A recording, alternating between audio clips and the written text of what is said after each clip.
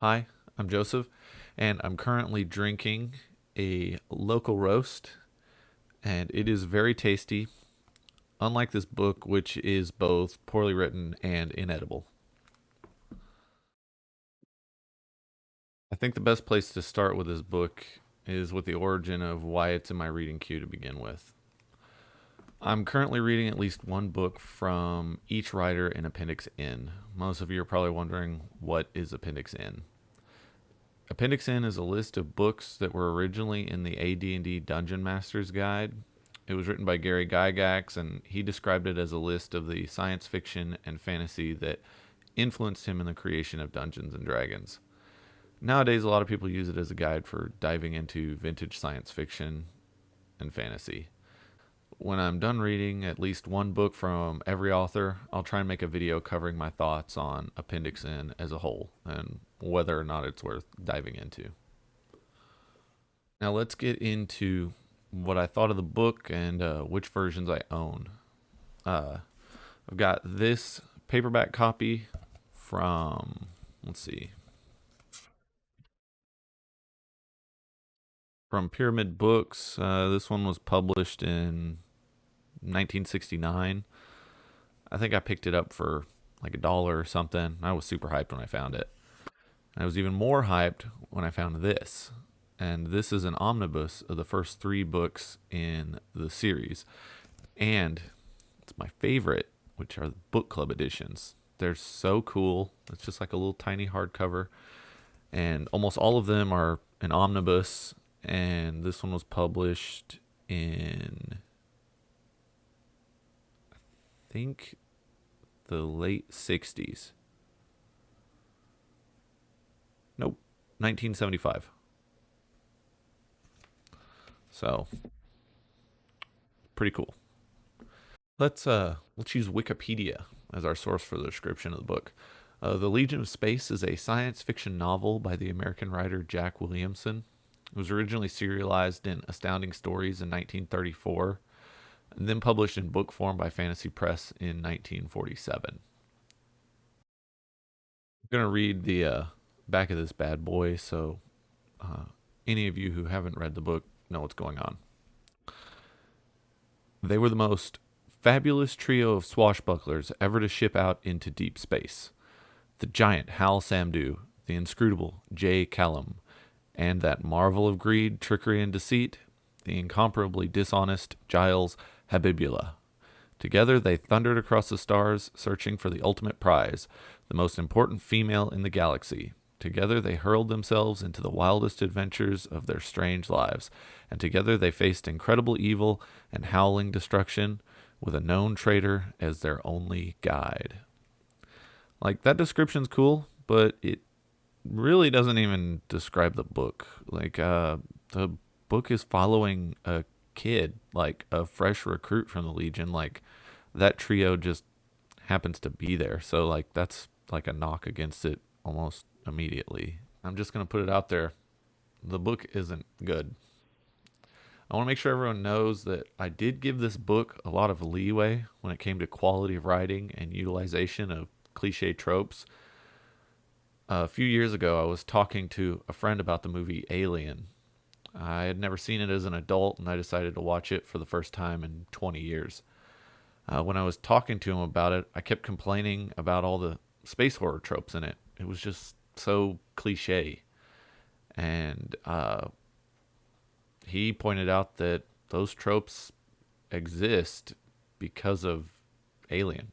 Like, those weren't cliches until Alien made them cliches. So I just want to make sure that y'all know I did give the book an honest shake. I understand what time frame it came from, but even then, it just doesn't hold up. So I guess let's just dig into it. Let's start with the bad. The villains in the beginning of the book are pretty lame. Like, even the big bads at the end are just mediocre at best. Like, these early villains, they're literally mustache twirling douchebags. Like, they're worse than Bond villains. Like, they're not even in like Doctor Evil bad, and he's literally a satire of bad guys. Uh, the MacGuffin for the entire story is a beautiful woman with a secret. Like it's, I know that it's been done a million times up to now, but it had been done a million times before 1934. Uh, it's just such a poor MacGuffin. And the main hero, John, who isn't mentioned in the description at all, is a collection of walking tropes with a few flashes of brilliance that don't outweigh how boring and predictable he is the rest of the time. Like he's got this really cool scene where he like socks this guy in the stomach and like uses what's called, this is fun, a military slap, where you slap someone against the ear and the side of the jaw like so hard you can knock them out. And that was awesome. But then the rest of the time he's just whining and he's just like, oh gee willikers. It's just he's so corny. And there's a bad guy that they capture in the first third of the book, and Williamson uses him as a exposition device for most of the book from there on out. Like anytime the party runs into an issue that they can't solve, they just pull him out of his jail cell and they just start questioning him, and of course he has the answers for whatever topic they're struggling with. It's just poor writing. I got a few more things to rant about, but they're pretty big spoilers for the book, so I'm gonna save them for the end. Uh, like it it reads a lot like no, we have three musketeers in space at home. It's just like the book wears its influence on its sleeve like a little too much. Uh, and toward the end of the book, there's this odd time skip during a long journey that makes no sense. Like they're stuck in the wilderness on this alien planet, and they're there for months, but somehow when they show up to the big bad guy base, um, it's the perfect time and very little has changed. So what? I mean, the whole book stresses that time is of the essence, and then they spend literal months getting to where they need to be. All right, let's be nice now. Let's move on to the good. Like the sense of adventure is super cool. Like it's what I expect out of a science fiction novel written in the 1930s. I mean, the descriptions of the locales are really fun and interesting. He had Williamson does a really good job of describing like a alien landscape, and it's really fun. And the Space Legion itself that he's a member of is, it sounds really cool. It's like a great concept, but it's so poorly done here. Like almost every member of the Legion is either evil or incredibly incompetent. And other than the main character, of course, because you know he knows what he's about. And I like the whole Three Musketeers thing in the novel. Like they're well written and they're not nearly as tropey as John, the main character. Like Giles, he's funny and braggadocious, and he's like this portly man, and he used to be a criminal. He's a cool origin story that's alluded to throughout the whole book. He likes the finer things in life, and while very competent in battle, he prefers the engine room where it's safer, which he lets you know constantly. And he also likes wine, like a lot. He really likes wine. Uh, he's cool, and like the other two characters, they don't have as much screen time as Giles, but Callum is he's competent. He's a strong leader, and he's good to have around. At one point, John, the main character, he's literally like, "Oh wow, it's a good thing we decided to make you captain." Like he's cool. And then Hal, he's a giant. He has like this warrior spirit, and what little time he has in the book, I enjoy, but he has very little screen time, and so like I just feel like it was kind of missed. Like , you had a little more to this book and spend a little less time going through the wilderness, and maybe we'd get more time with Hal. I did some browsing of sci-fi blogs and Wikipedia just to kind of get a feel for other people's thoughts on this book. And I think the general consensus is that it isn't Williamson's best work. So that makes me happy because I'm going to give him another chance. I have another book on my shelf I'll probably get to eventually.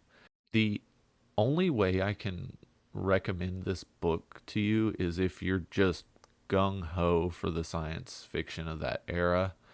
Like, I'd put it pretty low on the list. There's a lot of other things written in that era of sci-fi that is much better. Like, if you're a collector or you want to build your own foundation of like what created modern science fiction, then he's worth reading because he was definitely an influence on future writers. But I don't know. I might give The Legion of Space a chance. It's short. It's like 185 pages, so you can bust through it pretty quickly and just be happy and just be like, "Yep, I've read Williamson. Now let's move on to good stuff like Asimov." As for the which copy you should buy, I highly recommend the book club edition. It's the first three novels. You can still get it pretty cheap on eBay, and you end up with a fancy hardcover, which is always nice on the bookshelf. Now that we've gotten all that out of the way, let's get into the spoilers and a little ranting. I haven't ranted yet. Is there no oversight in this galactic government? How did no one notice that the guy running the Legion of Space was a direct descendant of the evil tyrant emperor? Also, no one batted an eye when he promoted his nephew to a top secret position in the Legion, a position so important that the fate of humanity depends on it. Then he just adds another relative to the same unit, and it's fine. Like, holy nepotism, Batman. Is the severe lack of oversight and overall weakness of the democratic government some sort of critique of democracy and its inability to control the military? Or am I digging too deep into a space opera that the author wrote to make a quick buck? I'm probably just digging too deep into the non-existent subtext. Let's just put that aside and we'll just dig into the story a little deeper as it is written. The government is known as the Green Hall. The Green Hall were the scientists that overthrew the Purple Hall, aka the Tyrant Emperor. This is well known to everyone with even a mediocre education in this civilization. So why is it that a direct descendant with the same last name as the Emperor is somehow able to just gain a position of power while using a ship called the Purple Dream? His ship is literally the name of his bad guy agenda. It's incredibly stupid and constantly pulled me out of the story. None of it makes sense, and it kind of ruined the novel for me. Anyways, thanks for watching. I should be back soon with another review. And don't worry, I'm not going to spend all my time bashing books. I honestly love books. My plan is to spend more time gushing over good books than I do ranting about bad ones. So, see you next time.